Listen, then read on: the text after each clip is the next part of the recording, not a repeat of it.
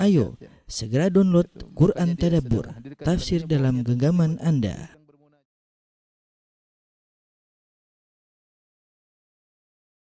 Bismillahirrahmanirrahim. Assalamualaikum warahmatullahi wabarakatuh. Alhamdulillahi ala ihsani wa syukru lahu ala taufiqihi wa amtinani wa asyhadu an la ilaha illallah wahdahu la syarika lahu ta'ziman li sya'ni wa asyhadu anna Muhammadan abduhu wa rasuluhu da'ila ridwani. Allahumma shalli alaihi wa ala alihi wa ashabihi wa ikhwani. Para jamaah Masjid Tarbiyah yang dirahmati Allah Subhanahu wa taala, para ikhwan dan akhwat yang mengikuti kajian kita baik via YouTube maupun via Facebook ya, dan Instagram. Pada kesempatan kali ini kita akan bahas tentang Ghazwah Mu'tah. Ghazwah Mu'tah. Mu'tah adalah salah satu nama tempat yang ada di timur Yordania yang jaraknya dari Madinah, sebelah utara kota Madinah kira-kira 1.100 km. Kira-kira 1.100 km. Dan perang ini terjadi pada bulan Jumadal Ula tahun 8 Hijriah. Sebagian ahli mencoba untuk mengkonversikan ke Masehi, maka mereka mengatakan sekitar terjadi pada bulan Agustus, yaitu musim panas. Musim panas terjadinya perang Mu'tah. Perang Mu'tah disebut dengan Ghazwah. Padahal kita tahu perbedaan antara Ghazwah dengan Sariyah. Kalau Sariyah adalah pasukan yang kecil yang dikirim oleh Nabi SAW atau pasukan yang Nabi kirim dan Nabi tidak ikut serta dalam pasukan tersebut. Adapun Ghazwah perang yaitu Nabi ikut serta dalam peperangan tersebut. Ya. Meskipun perang Mu'tah adalah seharusnya Sariyah karena Nabi tidak ikut, tapi dikenal oleh para ulama dengan disebut dengan Ghazwah. Ya, sebagian datang dalam sebagian lafal hadis ya. Kenapa? Karena pasukan yang dikirim oleh Nabi sangat banyak, ya 3.000. Nabi tidak pernah mengirim pasukan untuk berperang sebanyak itu tanpa Nabi ikut ya. Tanpa Nabi ikut 3.000 pasukan. Terlebih lagi Nabi SAW tidak pernah mengangkat langsung 3 pemimpin, yaitu Abdullah Zaid bin Harithah, kemudian Ja'far bin Abi Thalib, kemudian Abdullah bin Rawaha. Yang makanya dikenal dengan Jaisyul Umara, yaitu Nabi menentukan 3 pemimpin dalam peperangan ini. Dan Nabi SAW tidak ikut setiap sariyah, ya, karena Rasulullah SAW tidak ingin memberatkan para sahabat. Dalam suatu hadis kata Rasulullah SAW, "Walladzi nafsu Muhammadin biyadihi, laula an asyqa 'alal mu'minin ma qa'atu khalfa sariyatin taghzu fi sabilillah." Demi zat yang jiwa Muhammad berada di tangannya, kalau aku tidak merepotkan kaum mukminin, tidak memberatkan kaum mukminin, maka aku tidak akan duduk, ya, yaitu aku akan ikut serta dalam setiap pasukan yang aku kirim yang berjuang di jalan Allah Subhanahu wa taala. Walakin la ajidu sa'atan fa ahmilahum, tetapi kalau aku ikut perang, sahabat semua ingin ikut perang dan aku tidak punya tunggangan untuk tersedia untuk membawa mereka dalam peperangan. Wala yajiduna sa'atan fayattabi'uni. Kemudian kalau aku perang, berangkat mereka juga tidak punya kemampuan untuk ikut serta denganku dalam peperangan. Wala tatibu anfusuhum an yaqudu ba'di, dan tentunya jiwa mereka tidak tenang kalau aku ikut perang sementara mereka duduk di kota Madinah. Ini yang membuat Nabi SAW tidak selalu ikut serta dalam sariyah. Karena kalau Nabi ikut, semua pada mau ikut. Kalau semua pada mau ikut, mereka tidak punya onta, tidak punya kuda ikut perang. Ya, kalau Nabi pergi sendiri mereka tidak ikut, tentu mereka merasa bersalah. Masa Nabi berangkat kita nggak berangkat? Akhirnya Nabi tidak selalu ikut dalam sariyah. Kali ini Nabi SAW mengirim pasukan 3.000 pasukan berangkat menuju Mu'tah ya. Dan dalam pasukan ini tidak ada pembesar-pembesar para sahabat yang senior. Abu Bakar tidak ikut radhiyallahu anhu, Umar tidak ikut, Utsman bin Affan tidak ikut, Ali bin Abi Thalib tidak ikut, Abu Ubaidah bin Al-Jarrah radhiyallahu anhum tidak ikut. Namun yang ikut perang ini yaitu sahabat-sahabat yang lain seperti Ibnu Umar, sahabat senior junior, Anas bin Malik, Abu Hurairah, Abu Qatadah, Khalid bin Al-Walid, Auf bin Malik, Jabir bin Abdullah, Thabit bin Akram, Abu Musa Al-Ash'ari, Waqid bin Abdullah Tamimi, Aqil bin Abi Talib, Abdullah bin Samurah ya. Jadi 3.000 orang tersebut ternyata tidak ada pembesar-pembesar atau senior-senior para sahabat ya. Maka berangkatlah mereka ya. Adapun sebab terjadi Ghazwah Mu'tah datang dalam riwayat yang lemah. Diriwayatkan oleh Al-Waqidi. Al-Waqidi adalah ahli sejarah. Dia punya kitab Al-Maghazi ya. Tetapi Al-Waqidi menurut ahlul hadis adalah matruk, yaitu ditinggalkan ya. Riwayatnya sangat lemah ya. Dia menyebutkan dalam sebagian riwayat bahwasanya sebab terjadinya perang Mu'tah karena Rasulullah SAW mengirim seorang bernama Al-Harith bin Umair Al-Azdi untuk membawa surat kepada pemimpin kota Basrah ya. Rasulullah SAW ingin mendakwahinya. Ketika Al-Harits bin Umair Al-Azdi ingin menuju ke Basrah, tiba-tiba dihadang oleh Syurahbil bin Amr Al-Ghassani.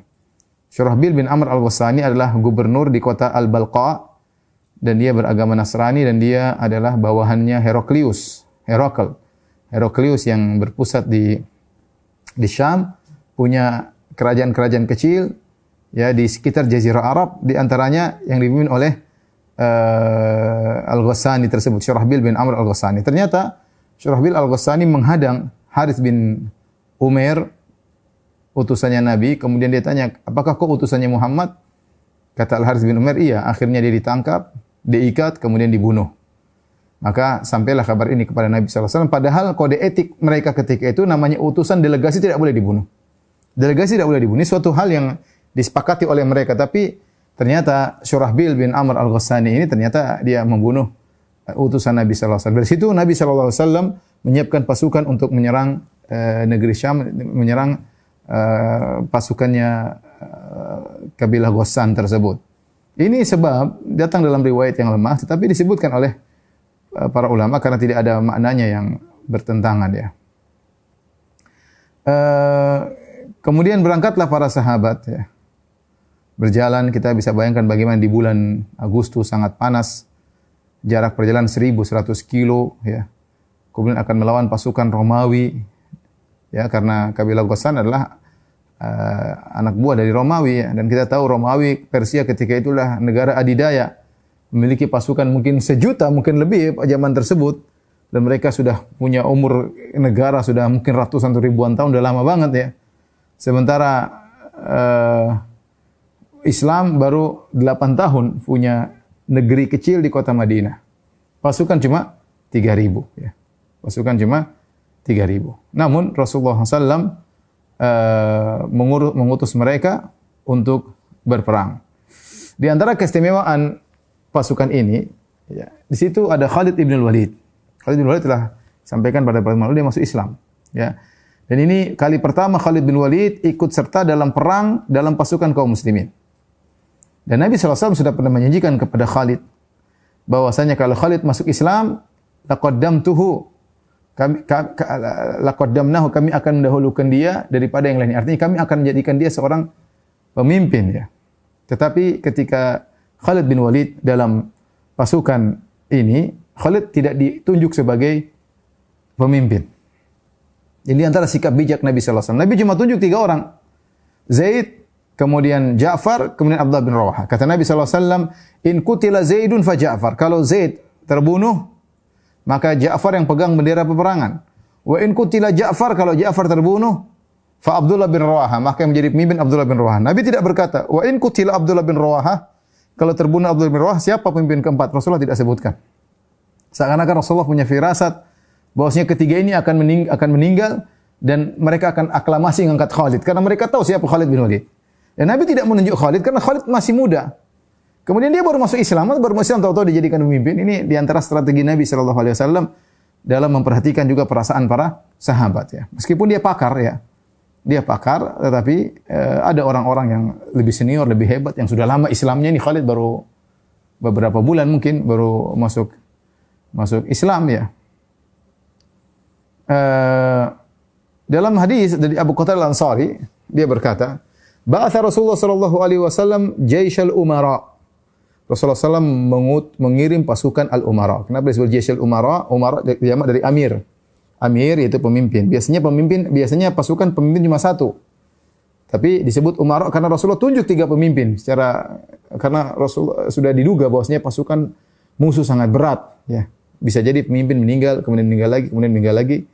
Ya. Maka Nabi berkata, "Alaikum Zaid bin Harithah."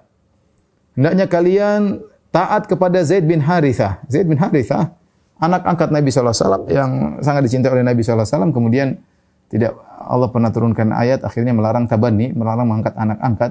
Tapi dahulu pernah disebut Zaid bin Muhammad. Sebagaimana sering kita sampaikan dalam pengajian kita. Fa in usiba Zaid, kalau Zaid meninggal dunia, fa Ja'far bin Abi Talib. Maka yang jadi pemimpin adalah Ja'far bin Abi Talib. Fa in usiba Ja'far, kalau Ja'far meninggal dunia, fa Abdullah bin Rawaha al-Ansari, maka yang jadi pemimpin Abdullah bin Rawaha al-Ansari. Fawathaba Ja'far faqal, maka Ja'far pun mendatangi Nabi sallallahu alaihi wasallam berkata, "Ya Rasulullah, ma kuntu arhabu an tastamila alayya Zaidan." Kata dia, "Ya Rasulullah, yang aku khawatirkan adalah Anda menjadikan Zaid menjadi pemimpinku." Seakan-akan Ja'far kurang setuju kalau Zaid bin Harithah menjadi pemimpinnya. Wallahu alam apa sebabnya, tapi yang jelas Zaid dari dulunya budak.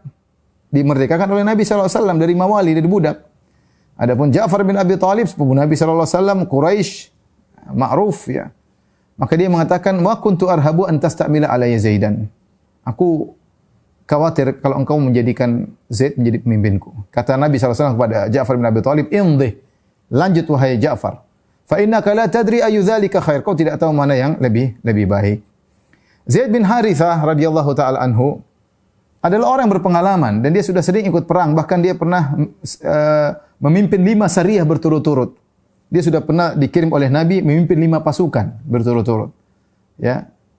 Dia punya salah satu sariyah yang pernah diutus oleh Nabi adalah ke arah utara. Sehingga Zaid punya pengalaman tentang areal utara karena mereka akan berangkat menuju ke areal utara.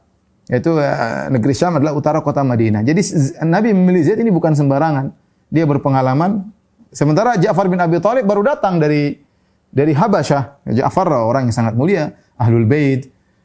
Nabi mengatakan asbahta khalqi wa khuluqi, akhlakmu dan rupamu mirip dengan aku ya Ja'far ya. Ketika Ja'far datang Rasulullah menang dalam Khaybar, Rasulullah mengatakan aku tidak tahu yang lebih aku gembira, menang dalam perang Khaybar atau Ja'far datang kembali. Rasulullah sangat sayang kepada Ja'far bin Abi Thalib. Tetapi Rasulullah punya cara pandang tersendiri. Zaid bin Harithah orang berpengalaman. Makanya Aisyah pernah berkata, "Ma ba'atha Rasulullah SAW Zaid bin Harithah fi jaishin qat illa amarahu alaihim." Ya, tidaklah Nabi pernah mengirim suatu pasukan yang dalam pasukan tersebut ada Zaid bin Harithah kecuali yang jadi pemimpinnya adalah Zaid bin Harithah. Zaid bin Harithah bin Syurahbil Al-Kalbi ya. Zaid bin Harithah memiliki keistimewaan ya. Dan pernah Ibnu Umar berkata, "Ba'atha Nabi sallallahu alaihi wasallam ba'than wa amara alaihim Usama bin Zaid." Rasulullah SAW pernah mengirim satu pasukan. Setelah itu tentunya Rasulullah SAW mengirim pasukan yang pasukan tersebut dipimpin oleh Usama bin Zaid. Usama bin Zaid anaknya Zaid bin Harithah. Usama bin Zaid bin Harithah. Ya. Fata'ana ba'dhun nas fi imaratihi, maka sebagian orang mencela kepemimpinan Usama, masih muda, ya siapa sih Usama? Maka Nabi sallallahu alaihi wasallam berkata, "In tat'anu fi imaratihi." Kalau kalian mencela kepemimpinan Usama, faqad kuntum tat'anuna fi imarati abihi min qabl. Kalian dulu juga pernah mencela kepemimpinan bapaknya, yaitu Zaid bin Harithah. Wa imullah in kana la khaliqan lil imarah. Sungguh Zaid bin Harithah adalah seorang yang layak menjadi pemimpin.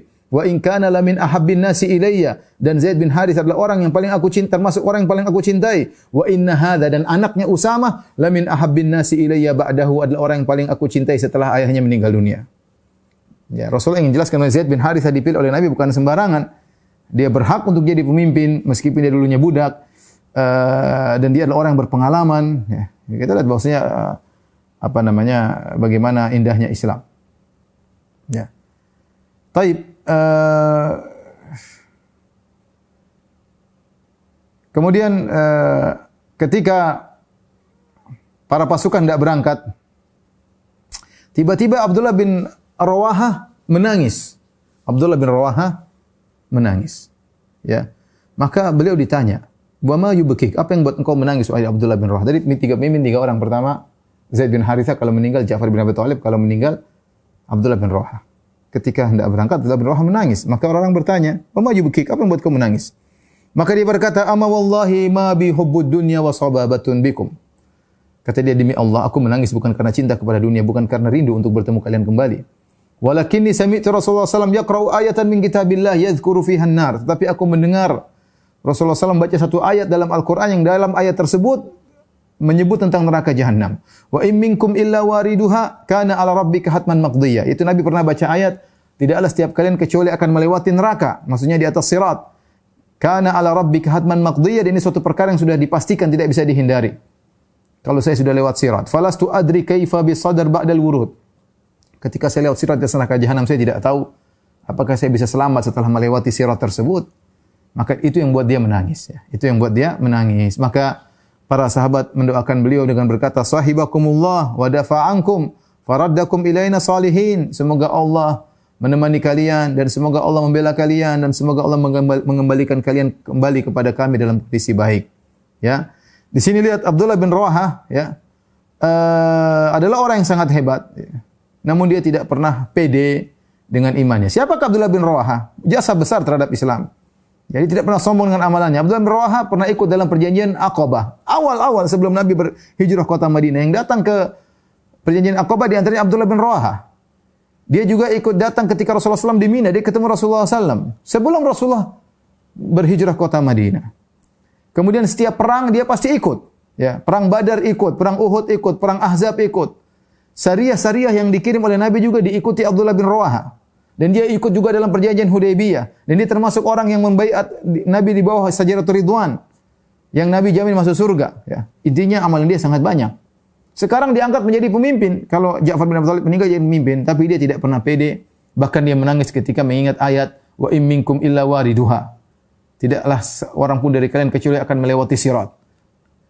Dan dia berkata, aku tidak tahu aku lewat, aku bisa lolos atau tidak. Ya. Itu yang buat beliau menangis radhiyallahu ta'ala anhu. Tidak pede dengan amalan yang pernah dia lakukan. Tidak seperti sebagian kita baru punya amalan sedikit, sudah pedenya luar biasa. Yang merasa masuk surga, merasa. Para sahabat tidak yang demikian. Semua tidak ada yang pede. Mau Abdullah bin Rawahah, mau Umar bin Khattab, mau Utsman bin Affan, semuanya. Ya, semuanya rasa takut kepada Allah luar biasa. Tidak pernah merasa mentang-mentang dengan amal yang telah dia lakukan. Ya.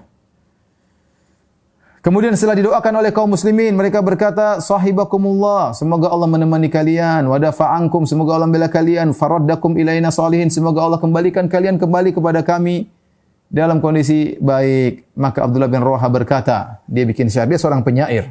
Dan syair-syairnya keluar dari hati, syair-syair yang masuk ke dalam hati para pendengarnya. Apa kata dia? Lakinnani as'alur rahmana maghfiratan. Tetapi aku mohon ampunan dari Allah Subhanahu wa taala. Wa darbatan dzata faz'in taqdhifu zabada. Dan aku mohon kepada Allah agar aku ditikam ya dengan tikaman yang kuat yang akan akan menjadikan darahku muncrat dengan berbusa darahku tersebut. Dia ingin mati syahid.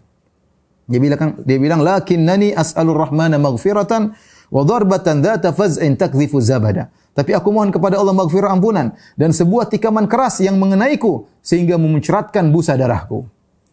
Au ta'natan bi yadayya harrana mujhizatan. Atau aku ingin ditombak oleh seorang musuh pengendara kuda yang dia menombak dengan sangat cepat biharbatin tanfudhul ahsya'a wal kabida. Yang tombaknya tersebut akan masuk ke dalam ususku dan akan menembus hatiku. Hatta yaqulu idza marru ala jadathi. Sekita aku meninggal dunia, maka orang-orang akan melewati kuburanku dan akan berkata, arsyadahullahu min ghazin wa qad rasyada. Ya, Allah telah memberi petunjuk kepadanya sang pejuang dan sungguh ia telah mendapat petunjuk. Intinya dia mati syahid. Dan dia minta syahid dan Allah kabulkan permohonannya. Allah kabulkan permohonannya. Kemudian Rasulullah SAW ketika melepas mereka, perjalanan jauh 1.100 kilo, musuh banyak ya. Rasulullah SAW beri wasiat kepada mereka. Dan biasa Rasulullah SAW memberi wasiat kepada pasukan yang akan dilepas. Sebutkan Rasulullah memberi wasiat di Thaniyatul Wada'. Thaniyatul Wada' itu seperti tempat yang agak tinggi yang ada di arah utara kota Madinah. Yaitu kalau orang ingin pergi ke Tabuk, ke arah utara, dan mereka akan melewat Thaniyatul Wada'. Oleh karenanya sebagian ulama di antara Ibnu Qayyim mengkritiki yang sering diucapkan ta'ala al-badru alaina min Thaniyatil Wada' wajib syukru alaina dan seterusnya yang disebut dengan Tala al-Badru. Dari sisi sanad hadisnya mu'dhal, hadisnya dhaif, sangat dhaif. Dari sisi makna pun tidak pas. Kenapa? Karena Thaniyatul Wada' itu letaknya di utara kota Madinah, bukan di selatan kota Madinah. Nah, kalau Nabi berhijrah, Nabi datang dari selatan, dari kota Mekah. Madinah kan menghadap ke selatan. Nah, kalau Nabi datang dari kota Mekah, Nabi tidak akan lihat Thaniyatul Wada' karena Thaniyatul Wada' itu di sebelah utara. Ini Madinah, Mekah selatan. Nah, Rasulullah datang dari Thariqul Hijrah, dari kota Mekah, dia tidak akan melewati Thaniyatul Wada'. Thaniyatul Wada' itu kalau orang datang dari utara, dari Syam, dari Tabuk akan lihat Thaniyatul Wada'. Makanya Ibnu Qayyim mengkritiki bahwasanya ketika para sahabat menyambut Nabi dengan ta'ala al-badru alaina min Thaniyatul Wada', maka itu dari sisi sanad salah, dari matannya juga keliru ya. Maka Nabi SAW melepaskan mereka di Thaniyatul Wada'. Ketika mereka hendak pergi ke utara, ke negeri Syam, Nabi berkata, "Intaliqu bismillah wa billah." Berangkatlah kalian dengan nama Allah dan karena Allah, wa ala millati Rasulillah, di atas agamanya Rasulullah. Wala taqtulu syaikhan faniyan, jangan kalian membunuh orang yang sudah tua. Wala tiflan wala saghiran, jangan kalian bunuh anak kecil. Jangan kalian bunuh bayi, jangan kalian bunuh anak kecil. Wala imra'atan, dan jangan kalian membunuh wanita, ya. Demikian dalam riwayat, jangan kalian membunuh orang dalam kuil ibadahnya. Ya, yaitu kalau ada orang sedang beribadah di kuil-kuil mereka, jangan kalian bunuh. Wala taghullu, dan jangan kalian curang mengambil harta ghanimah sebelum dibagikan. Wa dhammu ghanaimakum wa aslihu ahsinu innallaha yuhibbul muhsinin. Kumpulkan ghanimah kalian, berbuatlah baik dan berbuat ihsan, sungguhnya Allah mencintai orang yang berbuat ihsan. Dalam riwayat yang lain kata Nabi, la tumathilu wala tamthulu, yaitu jangan kalian melakukan muslah. Muslah itu mencincang-cincang mayat, tidak boleh. Ya. Dalam riwayat yang lain Rasulullah berkata, "Ughzu bismillah fi sabilillah, qatilu man kafara billah." Berangkatlah dengan menyebut nama Allah di jalan Allah. Perangilah orang-orang kufur kepada Allah. Ughzu wala taghullu, berperanglah jangan buat gulul. Wala taqdiru, jangan berkhianat. Wala tamthulu, jangan kalian mencincang mayat. Ini perang bukan memuaskan hawa nafsu, mencincang musuh, enggak. Perang karena ada orang kafir kepada Allah yang menghalangi dakwah, maka diperangi, ya. Baik, berangkatlah para sahabat menuju ke Syam. Sampailah mereka suatu daerah yang bernama Ma'an. Suatu daerah namanya Ma'an, sekarang di Yordania, yaitu sebelum Mu'tah. Ternyata mereka dikagetkan dengan kabar, ternyata musuh sangat banyak. Musuh sangat banyak. Urwah bin Zubair meriwayatkan bahwasanya Herakl ketika berkem di Al-Balqa, di kota Al-Balqa, dia siapkan 100.000 pasukan untuk menyambut pasukannya Nabi SAW. Kemudian juga kabilah-kabilah Arab yang berkoalisi di bawah berloyalitas kepada Heraklius. Heraklius kan Romawi. Dia sudah pasukan 100.000. Kemudian kabilah-kabilah Arab seperti Lakham, Juzam, Bilqain, Bahram, mereka juga mengumpulkan pasukan 100.000. Sehingga 100.000 dari pasukan Arab, 100.000 dari Romawi, jumlahnya 200.000. Mereka siap menyerang kaum muslimin. Maka kaum muslimin kaget dengan kabar yang luar biasa. Ternyata jumlah musuh 200.000. Para ulama khilaf tentang jumlah ini. Ada yang mengatakan 20 ribuan, bukan 200.000. Ada yang mengatakan 50.000. Ini jumlah yang banyak. Ya, kalau 50.000 sudah sangat banyak. Apalagi sampai 200.000. Kalau 200.000 berarti kan 3.000 lawan 200.000 itu 1/7 kira-kira. 1/70 ya. 1/70. Jadi satu orang lawan 70 orang. Berat ya. 1/2 setengah mati. Apalagi 1/70 ya. Urwah berkata, "Falamma balagha dzalikal muslimin aqamu bima'an lailataini yanzuruna fi amrihim." Tatkala mereka sampai kabar kepada kaum muslimin dan mereka sedang berada di kota Ma'an itu sebelum Mu'tah, maka 2 malam mereka berdiskusi. Mereka berkata, "Naktubu ila Rasulillah sallallahu alaihi wasallam fa nukhbiruhu bi adadi aduwina." Kita tulis surat kepada Nabi, kita kabarkan musuh jumlahnya banyak. Lihat bagaimana jawaban Nabi, fa imma an yumiddana bi rijalin wa imma an ya'muruna bi amri fanamdhi lahu. Maka Nabi mungkin mengirim bantuan atau Nabi suruh kita lakukan perang, kita perang. Ya. Mereka tidak ada pikiran kita pulang, enggak ada terungkap seorang pun dari mereka kita balik, enggak ada. Mereka bilang kita ini kirim ini kan perang tidak gampang. 3.000 lawan 200.000 mungkin perlu strategi. Kalau memang Nabi mau kirim bantuan, kalau enggak kita maju perang. Oleh karena Ibnu Katsir ketika mengomentari hal ini, dia mengatakan tidak ada pasukan seperti pasukan para sahabat. Jumlah mereka sedikit ya. Namun dalam waktu yang singkat mereka bisa menguasai banyak ya ekspansi di areal di atas muka bumi ini. Kenapa? Di antara sebabnya karena mereka tidak pernah takut mati. Di antara sebab mereka, dan ini tidak ada di pasukan manapun, tidak ada. Di pasukan manapun tidak ada yang seperti pasukan para sahabat. Tidak ada pasukan yang seperti pasukan para sahabat dan tidak akan datang pasukan seperti pasukan para sahabat. Ya. Yang mereka tidak pernah takut sama sekali dan mereka ingin mati syahid. Itulah yang buat mereka akhirnya berhasil karena mereka didikan Nabi sallallahu alaihi wasallam. Waktu singkat mereka bisa menyebarkan cahaya Islam kemana-mana. Ketika mereka sedang diskusi, maka Abdullah bin Rawaha yang memang niatnya ingin mati syahid, kemudian dia mengobarkan semangat para sahabat. Dia berkata, "Ya qaumu, wallahi innal ladzi takrahuna lalladzi kharajtum lahu tatlubuna syahadah." Wahai kaumku, apa yang mungkin kalian benci ya. Itulah yang kalian keluar untuk mendapatkan, yaitu mati syahid. Wa ma nuqatilun nasa bi'adadin, kita tidak pernah berperang karena mengandalkan jumlah yang banyak. Wala quwwatin wala kasrah, kita tidak pernah berperang karena mengandalkan kekuatan kita dan tidak pernah berperang karena mengandalkan jumlah yang banyak. Innama nuqatiluhum bihadzal din, tapi kita perang melawan mereka karena kita berpegang dengan agama kita. Alladzi akramana Allahu bihi, yang Allah membuat kita mulia dengan agama ini. Fantaliqu, maka berangkatlah, kita maju terus. Fa inna ma hiya ihdal husnain. Di depan kita cuma salah satu dari dua pilihan. Imma zuhur, menang, wa imma syahadah. Kalau enggak menang, mati syahid. Sudah. Dua-duanya baik. Apa yang lagi kita cari? Karena kalau mereka tulis surat kepada Nabi 1100 kilo, kapan datang jawabannya? Sementara musuh di depan sudah dekat. Mereka kabur pun dikejar dan mereka tidak pikir untuk mundur. Cuma mereka ingin tahu pendapat Nabi bagaimana, apakah nunggu bantuan, dan itu sulit. Sekarang berapa cepat kuda bisa berangkat menuju ke kota Madinah, menyampaikan surat tersebut. Kemudian balik lagi datang terlalu lama. Sepertinya sulit untuk dikerjakan. Ya. Musuh 200.000 orang, 1:70. Heraklius, padahal ketika dia bertemu dengan Abu Sufyan sebagaimana dalam Sahih Bukhari, sekitar tahun 6 Hijriah, dia sudah mengetahui bahwasanya Muhammad adalah seorang nabi. Bahkan dia berkata, fa in kana ma taqulu haqqan fa sayamliku mawdi'a qadamai hatain. Dia pernah berkata, kalau yang kalian ucapkan tentang nabi ini benar, maka dia akan menguasai ke tempat dua kaki kuku ini, dia akan menguasai kerajaanku. Wa qad kuntu a'lamu annahu kharij, saya sudah tahu dia keluar. Lam akun adhunnu annahu minkum, namun saya tidak menyangka nabi terakhir tersebut dari bangsa Arab, dia menyangka dari Bani Israel. Falau anni a'lamu anni akhlusu ilaihi, kalau aku tahu aku bisa sampai kepada Muhammad, la tajashamtu liqa'ahu, akan berusaha untuk menemuinya. Walau kuntu indahu la ghasaltu an qadamihi, kalau aku berada di sisinya, maka aku akan mencuci kakinya. Artinya Heraklius dia yakin ini Muhammad itu nabi. Dia yakin. Sehingga sampai Ibnu Hajar rahimahullah dalam Fathul Bari menyebutkan khilaf ulama. Apakah Heraklius beriman atau tidak? Namun yang benar dia tidak beriman. Buktinya dia kirim pasukan 100.000 untuk lawan Nabi sallallahu alaihi wasallam, untuk lawan pasukannya Nabi sallallahu alaihi wasallam. Mungkin wallahu alam dia berpikir, meskipun Nabi Muhammad seorang nabi, mungkin kalau pasukan kita banyak dia bisa kalah. Bukankah orang-orang Yahudi dahulu pernah membunuh para nabi? Bisa jadi ini nabi yang akan dibunuh. Ini mungkin syubhat di kepala mereka.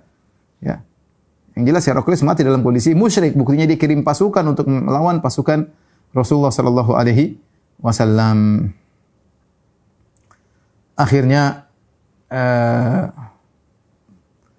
para sahabat pun maju, ya. Sampailah mereka tiba di Mu'tah. Ya, sampailah tiba mereka di Mu'tah. Perang yang tidak seimbang. 3.000 lawan 200.000. Zaid bin Harithah kemudian memimpin peperangan. Terus dia maju, tidak mundur sama sekali. Musuh 200.000, mereka cuma 3.000. Sahabat tidak ada yang mundur, semuanya perang dengan luar biasa. Akhirnya Zaid bin Harithah meninggal dunia. Ikhwan, perang tidak mudah, ikhwan. Saya pernah dengar cerita seorang kawan ketika dari Maluku, dia cerita waktu terjadi kasus perang antara kaum muslimin dengan kaum kufar. Dia bilang dia sudah semangat, begitu dia angkat pedang, lihat pasukan musuh dengan pedang yang banyak, dia sampai gemetar, tidak bisa maju. Ya, orang tidak biasa berperang, ketakutan luar biasa. Ini para sahabat sudah biasa. Dan mereka beraninya, dan mereka yang mati syahid. Ya.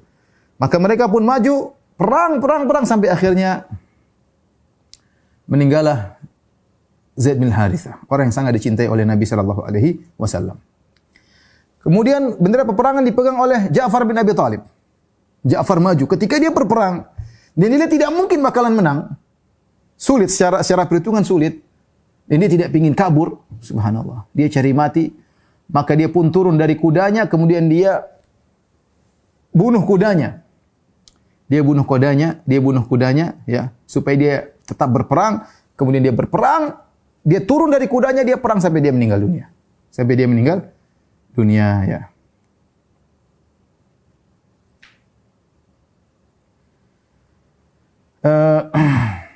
Ibnu Umar berkata, kuntu fihim fi tilkal ghazwah. Aku ikut serta dalam perang Mu'tah tersebut.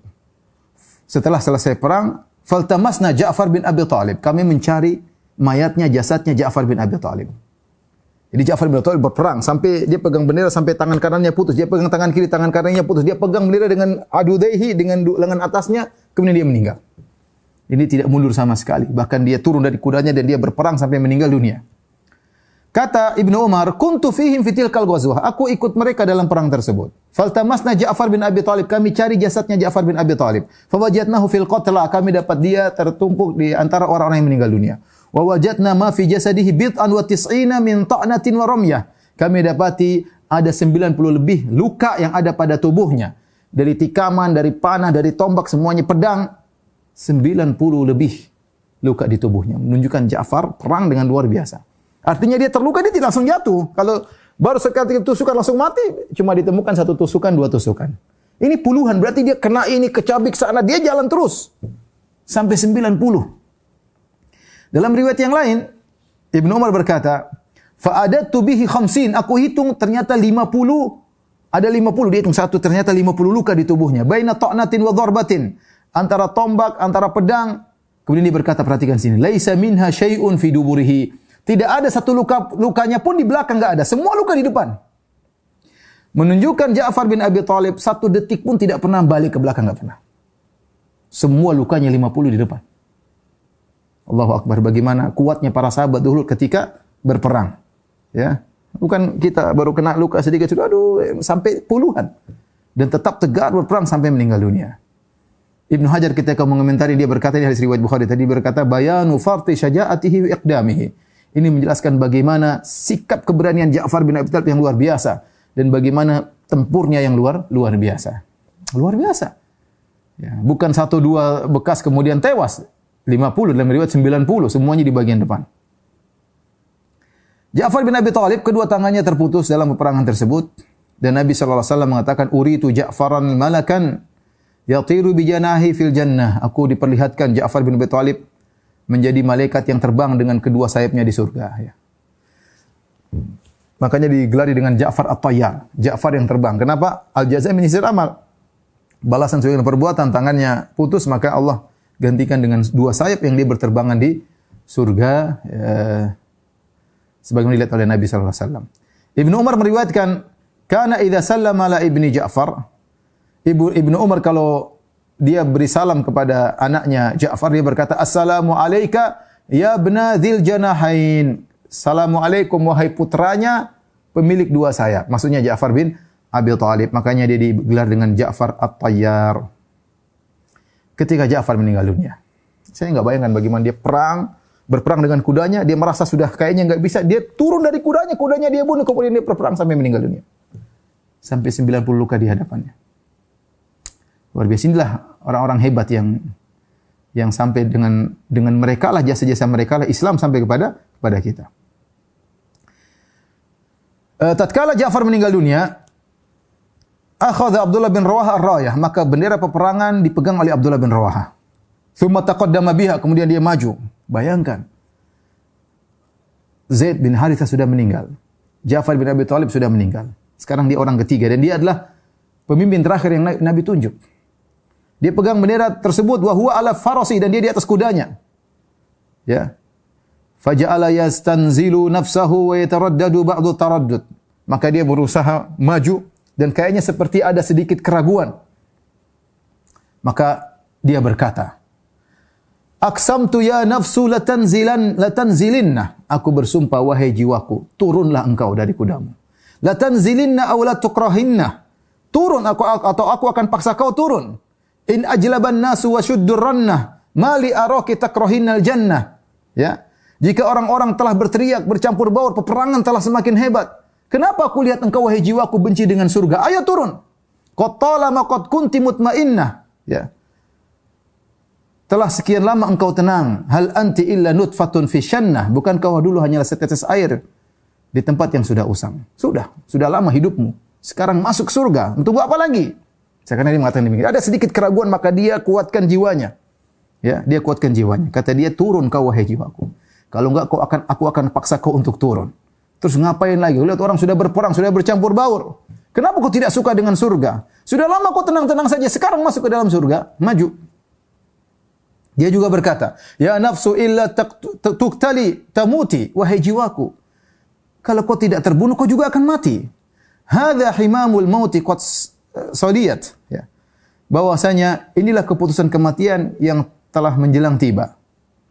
Wa ma tamannaiti faqad u'titi. Apa yang kau inginkan, kau angan-angankan untuk mati syahid sudah datang di hadapanmu. In taf'ali fi'lahuma huditi. Kalau kau melakukan apa yang dilakukan oleh Ja'far dan Zaid bin Harithah, maka kau dapat hidayah. Maka dia pun turun, kemudian berperang sampai akhirnya meninggal dunia.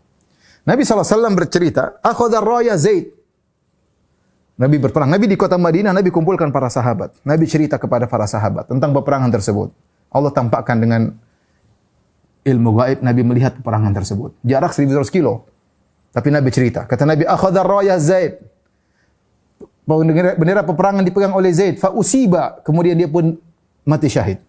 Thumma akhadha Ja'far. Fa usiba. Kemudian Ja'far mengambil bendera peperangan, dia pun mati syahid. Thumma akhadhaha Abdullah bin Rawaha fa usiba. Kemudian bendera peperangan diambil oleh Abdullah bin Rawaha dan kemudian dia meninggal dunia. Wa inna ainaihi latadhrifan. Nabi kedua matanya mengalirkan air mata ketika menceritakan kisah tersebut. Thumma akhadhaha Khalid min ghairi imratin fa fatahallahu alaihi. Kemudian bendera peperangan diambil oleh Khalid bin Walid, ya.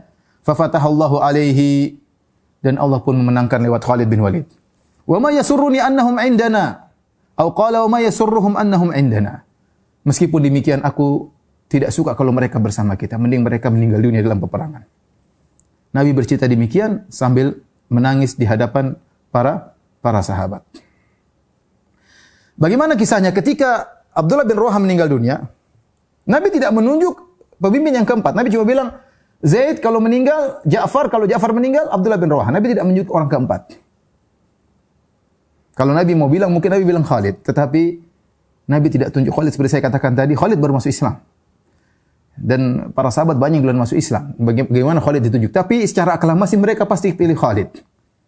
Ketika Abdullah bin Rawaha meninggal dunia, maka Thabit bin Akram mengambil bendera. Kemudian dia berkata, ya ma'syarul muslimin, istalihu ala rajulin minkum. Wahai kaum muslimin, kita dalam peperangan. Ini hari pertama perang sudah pada meninggal. Pilih satu orang dari kalian jadi pemimpin. Qalu anta, engkau saja jadi pemimpin. Qala ma ana bifa'il, aku tidak akan jadi pemimpin. Kemudian orang diskusi, Khalid bin Walid dipilih. Pertama ikut perang dan dia dijadi tugas yang berat, musuh lawan 200.000 orang, sementara para pemimpin umara sudah meninggal dunia satu demi satu. Fadafa ila Khalid bin Walid, maka Thabit bin Akram menyerahkan bendera kepada Khalid bin Walid. Kemudian Khalid bertanya, "Lima tadfa'uha ilayya?" Kenapa kau serahkan bendera peperangan kepadaku? Mesti ada orang lain. Kenapa aku jadi pemimpin? Dia juga tidak bangga, saya enggak. Khalid bin Walid bermasuk Islam, dia tahu diri. Dia mengatakan, "Kenapa kau serahkan kepadaku?" Maka Thabit bin Akram berkata, "Anta a'lamu bil qitali minni." Orang sebuah masyhur, engkau lebih jago perang daripada saya. Engkau lebih jago strategi daripada saya. Khalid bin Walid, panglima yang tidak pernah kalah dalam peperangan apapun. Khalid bin Walid. Akhirnya, ya, Khalid bin Walid pun memegang bendera peperangan. Dalam riwayat kata Nabi kata sahabat, ya, Anas bin Malik berkata, Nabi sallallahu alaihi wasallam na'a Zaidan wa Ja'far wa ibn Rawaha linnas. Rasulullah SAW beri kabar kepada para sahabat tentang meninggalnya Zaid, tentang meninggalnya Ja'far, tentang meninggalnya Abdullah bin Rawaha. Ya, sebelum datang kabar, Rasulullah ceritakan di kota Madinah. Rasulullah berkata, akhadha rayata Zaid fa usiba. Ya, bendera diambil oleh Zaid maka dia pun meninggal. Thumma akhadha Ja'far. Ja'far mengambil bendera fa usiba, dia pun meninggal mati syahid. Thumma akhadha Ibnu Rawaha fa usiba. Abdullah bin Rawaha mengambil bendera kemudian dia pun meninggal. Wa ainahu tadrifan, sementara kedua mata Nabi mengalirkan air mata. Hatta akhadha sayfun min suyufillah. Kemudian bendera tersebut diambil oleh pedang Allah. Saat itu Nabi kasih gelar Khalid bin Walid dengan pedang Allah. Salah satu dari pedang-pedang Allah. Hatta fatahullahu alaihim, sampai Allah memenangkan mereka. Dalam riwayat yang lain, Nabi berkata kepada para sahabat di kota Madinah, "Ala ukhbirukum an jayshikum hadzal ghazi?" Maukah aku kabarkan kepada kalian wahai para sahabat tentang kisah pasukan kita yang sedang berperang di negeri Syam? Innahum intalaqu hatta laqul adu. Sungguhnya mereka telah berangkat dan mereka telah bertemu dengan musuh. Para sahabat enggak tahu. Fa usiba Zaidun syahidan. Zaid bin Harithah meninggal dunia mati syahid. Kata Nabi, usiba Zaidun syahidan. Zaid mati syahid. Fastaghfiru lahu. Mohonlah ampunan buat Zaid. Fastaghfar lahun nas. Orang, ya Allah ampunilah Zaid. Ghafarallahu lahu. Orang mendoakan, ya Allah ampunilah Zaid, mati syahid. Tsumma akhadha liwa Ja'far bin Abi Thalib. Nabi lanjutkan ceritanya. Kemudian bendera peperangan diambil oleh Ja'far bin Abi Thalib. Fashadda 'alal qaum, maka dia pun menyerang dengan sangat kuat hatta qutil syahidan, sampai dia pun meninggal mati syahid. Ini menunjukkan bagaimana Ja'far luar biasa. Nabi tahu, Nabi cerita kepada para sahabat sampai dia pun mati syahid. Asyhadu lahu bisyahadah. Aku bersaksi dia mati syahid. Fastaghfiru lahu, mohonlah ampunan buatnya. Orang-orang pun mohon ampun buat Ja'far. Tsumma akhadha liwa Abdullah bin Rawahah. Maka bendera peperangan diambil Abdullah bin Rawahah. Fa athbata qadamaihi. Kemudian dia kokohkan kedua kakinya. Jadi ada sedikit keraguan. Dia kokohkan kedua kakinya hatta usiba syahidan, sampai dia mati syahid. Fastaghfiru lahu, mohonlah ampunan buat dia. Tsumma akhadha liwa Khalid bin Walid. Wa lam yakun minal umara wa huwa ammara nafsi fa rafa'a Rasulullah sallallahu alaihi wasallam usbu'aihi wa qala Allahumma huwa sayfun min suyufik fansurhu fa yawma idzin summiya Khalid sayfallah. Maka Nabi berkata bendera peperangan diambil oleh Khalid bin Walid dan dia bukan termasuk para umara. Enggak ada. Ya. Orang-orang memilih dia. Maka Rasulullah SAW mengangkat kedua tangannya, kedua jarinya. Rasulullah berdoa, Allahumma huwa sayfun min suyufik. Ya Allah, sungguhnya Khalid bin Walid adalah pedang dari pedang-pedangmu. Fansurhu. Tolonglah Khalid bin Walid. Sejak saat itu Khalid bin Walid dikenal dengan pedang Allah. Baik, maka Khalid bin Walid memimpin peperangan, menghabiskan hari tersebut. Itu satu hari sudah berjalan tak berapa lama, peperangan sudah orang berguguran. Khalid berperang dengan luar biasa. Perhatikan dalam Sahih Bukhari, Khalid cerita tentang dia berperang. Kita bisa bayangkan bagaimana hebatnya Khalid. Dia berkata, Laqad qata'at fi yadi yauma Mu'tah tis'atu asyaf. Ketika perang Mu'tah, 9 pedangku patah semua. Luar biasa. Saya nggak bisa bayangkan gimana jagonya para sahabat ya. 9 pedang, panggul sampai pedang patah. Kita pakai pedang, tangan kita patah, nggak kuat. Ini perang sampai 9 pedang patah. Luar biasa Khalid bin Walid. Luar biasa. Ya. Mereka kuat dengan semangat luar biasa. Ya, sahabat-sahabat Nabi SAW. Beliau berkata, Laqad qata'at fi yadi yauma Mu'tah tis'atu asyaf. 9 pedang patah di tanganku. Sudah berapa banyak orang yang dibunuh oleh Khalid? Coba bayangkan. 9 pedang patah lawan, luar biasa. Enggak tahu, mungkin tabrakan dengan pedang, tabrakan dengan tombak sampai patah pedangnya. Fama baqiya fi yadi illa safihatun yamaniyah. Ya, dan tidak tersisa di tanganku kecuali pedang dari Yaman, buatan Yaman. Dalam riwayat yang lain, ya, laqad duqqa fi yadi yauma Mu'tah tis'atu asyaf. Telah terpatah-patahkan pedang di tanganku 9 pedang. Dan ini luar biasa perangnya Khalid bin Walid. Maka Khalid bin Walid memimpin peperangan dan dia tidak meninggal sampai maghrib. Perang selesai. Dan kode etik dalam peperangan ketika itu, perang selesai. Kalau maghrib. Tidur, lanjut besok. Lanjut besok. Dan ini bagaimana caranya bisa selamat. Khalid sekarang berpikir logis ya. Ini sekarang kita terus-terusan nggak bisa. Musuh 200.000, kita cuma 3.000. Ya. Maka Khalid membuat strategi ya. Bagaimana pasukan bisa selamat, tapi selamat dengan kehormatan. Bukan disebut pengecut atau kabur. Ini pikiran Khalid ya, karena tidak ada perintah. Bagaimana dia membuat apa? Surat dari Nabi tidak mungkin datang dalam waktu singkat. Peperangan sedang berjalan. Menunggu surat masih 2 minggu lagi, 3 minggu lagi baru sampai. Ya. Akhirnya Khalid bin Walid bikin strategi seakan-akan datang pasukan bantuan dari kota Madinah. Bagaimana caranya? Disebut oleh sebagian ulama, yaitu Khalid bin Walid mulai malam-malam itu menggerakkan kuda. Kuda sehingga debu-debu berterbangan di malam hari. Orang-orang Romawi mungkin melihat dari jauh ya. Ada kuda-kuda, suara kuda enggak berhenti, mereka mungkin istirahat, sementara kuda-kuda terus bunyi. Mengesankan seakan-akan ada musuh dari kota Madinah. Wal harbu khuda'ah. Dan namanya peperangan tipu daya. Trik dan strategi. Ya. Maka kuda-kuda pun bergerak di padang pasir. Di Mu'tah itu di padang pasir. Kemudian debu-debu berterbangan. Ya. Seakan-akan ada pasukan datang. Kemudian ketika besok harinya Khalid bin Walid merubah posisi. Yang di belakang di depan, yang kanan di kiri, yang kiri di kanan.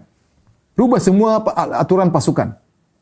Dan orang-orang Romawi sudah tahu bagaimana hebatnya para sahabat. Mereka seharian penuh tidak bisa menghabisi 3.000. Mereka 200.000 tidak bisa menghabisi 3.000. Para sahabat perang dengan luar biasa. Ya. Tadi Khalid bin Walid sampai gimana lawan Khalid 9 pedang patah. Belum mati juga. Lawan Ja'far bin Abi Thalib sampai puluhan luka belum mati juga. Masih terus perang gimana? Mungkin tancap sini, terus luar biasa. Mereka tahu hebatnya kaum muslimin. Tiba-tiba ketika keesokan harinya perang lagi, ternyata wajah-wajah sudah berubah. Orang-orang Romawi menyangka ada pasukan dikirim dari kota Madinah. Ya, mereka bilang, wah ini kemarin saja sudah setengah mati, apalagi pasukan bertambah. Mulailah berperang sampai akhirnya Khalid pun membawa mundur pasukan demi sedikit ya. Mundur sampai akhirnya mereka pulang dan mereka tidak dikejar. Khalid menghindari al-mutaradah, itu pengejaran. Orang-orang Romawi pun tidak gentar untuk mengejar. Mereka ini gimana mau ngejar, ya. Ya mereka mundur, ya. Khawatir kalau mereka kejar ternyata jebakan, ternyata musuh masih banyak di belakang sehingga mereka tidak berani kejar. Karena kalau dikejar repot. Kalau dikejar pasukan kaum muslimin mundur dikejar, ya, maka tentu aib besar bagi kaum muslimin, kemudian apalagi mereka kemudian kalah. Kalau mereka pun maju sampai mati seluruhnya pun aib bagi kaum muslimin, semua sudah diperhitungkan oleh Khalid bin Walid. 3.000 paksain lama-lama juga habis. Belum kalau perang kaum Romawi ngirim pasukan tambahan. Ya. Dan kalau 3.000 mati semua, suatu hal yang di saat itu adalah kerugian besar bagi kaum muslimin. Pasukan mereka cuma sedikit. Perang Khandaq aja cuma 3.000. Tahun kelima Hijriah, tahun 8 3.000 juga dikirim, ya. Oleh karena Khalid dengan kecerdasannya, maka dia berpikir bagaimana bisa selamat dengan tetap tanpa terhina. Ya caranya tadi dia bikin tipu daya, trik, seakan-akan musuh datang, seakan-akan pasukan bantuan datang, dia rubah posisi pasukan sehingga orang-orang Romawi pun menyangka ini pasukan baru. Sehingga ketika Khalid mundur, terkesan seakan-akan Khalid memancing mereka untuk mundur ke areal padang pasir. Romawi enggak berani kejar. Mereka waktu itu jebakan. Akhirnya mereka biarkan kaum muslimin pun pergi. Taib. Demikianlah perang Mu'tah secara singkat. Ada faedah yang bisa kita ambil di sini, bagaimana ketika Nabi SAW bercerita tentang meninggalnya para sahabat, kata Nabi SAW, kutila Zaidun syahidan istaghfiru li akhikum. Istaghfiru lahu. Sungguhnya Zaid mati syahid, maka mohonlah ampunan buatnya. Sungguhnya Ja'far mati syahid, maka mohonlah ampun buatnya. Sesungguhnya Abdullah bin Rawahah mati syahid, maka mohon ampunlah buatnya. Ini dalil bahwasanya orang-orang yang syuhada, mereka juga butuh untuk kita doakan agar Allah semakin meninggikan derajatnya. Oleh karena Nabi SAW pergi ke syuhada Uhud dan Nabi doakan mereka. Ya, maksud saya jangan sampai seorang berbalik, ya. Oh, orang-orang mati syahid, mereka punya kedudukan di sisi Allah, kita minta sama mereka. Nabi tidak mengajari kita minta kepada orang mati syahid. Nabi mengajari kita doakan mereka agar mereka semakin tinggi kedudukan di sisi Allah. Kalau semua orang mengatakan orang mati syahid, orang yang mati syahid masih hidup. Ya benar masih hidup, tapi dalam alam barzakh. Bukan hidup seperti di dunia. Kalau hidup seperti di dunia, maka hartanya tidak diwariskan, istrinya enggak boleh kita nikahi. Tapi Ja'far bin Abi Thalib punya istri, dia meninggal, Asma binti Umayyah dinikahi oleh Abu Bakar. Abu Bakar meninggal, Asma binti Umayyah menjadi janda, dinikahi lagi oleh Ali bin Abi Thalib. Jadi mereka juga butuh, orang sudah meninggal dunia, in qata amul, amalnya terputus. Maka orang-orang yang menziarahinya atau menziarahi kuburannya hendaknya mendoakan mereka, bukan minta doa kepada orang-orang yang mati syahid tersebut. Akhirnya Khalid bin Walid membawa pasukan kembali ke kota Madinah dengan penuh keselamatan. Baik, demikian kajian kita, semoga bermanfaat. Kurang lebih saya mohon maaf. Yang benar datang dari Allah Subhanahu wa taala, yang salah dari saya pribadi sendiri syaitan. Semoga Allah mengampuni dosa-dosa kita. Wabillahi taufiq wal hidayah. Assalamualaikum warahmatullahi wabarakatuh.